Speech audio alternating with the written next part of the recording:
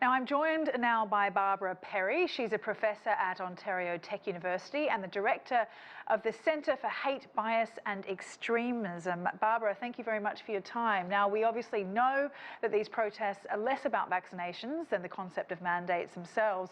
Is this mandate, anti-mandate philosophy a product of Trumpism and the pandemic, or was there already a section of Canadian society that held these beliefs and that just didn't get the airtime?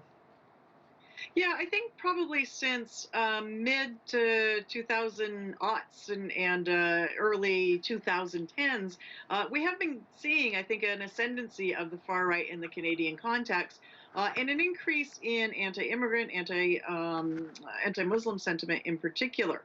So this is a continuation of a trend. It's a continuation of populist politics. In this case, at the street level, rather than in sort of the halls of parliament, if you will.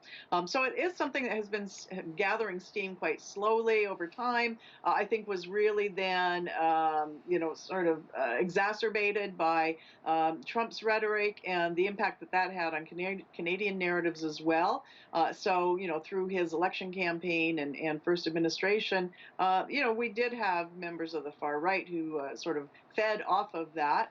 But we've also had sort of a sometimes latent, sometimes quite visible anti-state or anti-authority movement here that is also now part of this broader movement. So it is a part of a longer trajectory. And I suppose these protests show clearly that a single issue such as anger at vaccine mandates has the power to rapidly mobilise support across the mainstream as well as from the extremist fringe in ways that authorities are not prepared for. Should lawmakers have done more to get under the skin of these segments of society where grievances like these can evolve and gain power in this way? Yeah, I don't know about getting under the skin, but getting to the heart of the issues anyway and the concerns. And I think in this case, it's not just about the mandates, but it's about the consequences of those mandates for people that have been affected, whether it's by job losses or business losses, those sorts of issues. I think that perhaps people felt that there wasn't enough support for them in that context. Nonetheless, it is a populist movement. I wouldn't say it's necessarily a popular movement. We're seeing opinion polling showing, in fact, I think we're probably seeing a decreasing level of support for these protests. And we're seeing, I think, a more active response on the streets as well. You say that, but also US Republicans and conservative political commentators have voiced a lot of support for these protests, broadening their reach on social media. And also, of course, what about the American protesters that are coming to Ottawa and the financial support? There are reports of a number of fundraising campaigns raising millions in donations. What more do we know about that, and how does that, add more to the momentum of this movement and its power?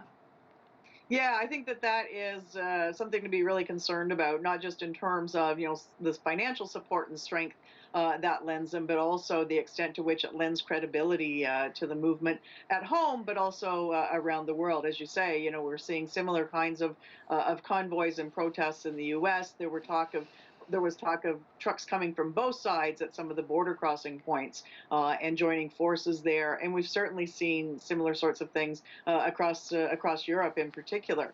And so I think that that's very dangerous because, I've often said that imitation is the best form of flattery. And so this really ennobles, I think, the movement here. But Canadians are getting tired of it. Canadians are getting very fed up with it, not just the disruption, but also the extent to which folks are getting away with illegal behavior now. What is an illegal protest? And I think we're frustrated by the lack of leadership and the lack of police response as well. And of course, we've seen other protests in a similar way in other parts of the world. So we may see more of this kind of thing in the years to come. We really appreciate your time there, Barbara. Barbara Perry from Ontario Tech University. Thank you. Thank you.